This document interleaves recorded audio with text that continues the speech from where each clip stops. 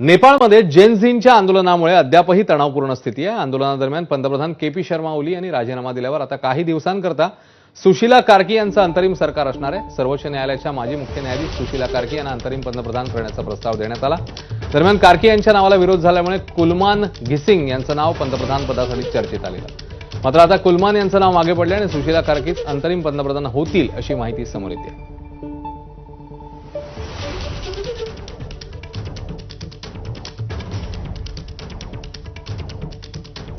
तर कुलमान घिसिंग यांचं नाव रेसमध्ये आलेलं होतं, मात्र आता सध्या तरी ते मागे पडल्याचं दिसतं आणि सुशीला कार्की यांचं अंतरिम सरकार येऊ शकतं अशी सध्याची स्थिती आहे।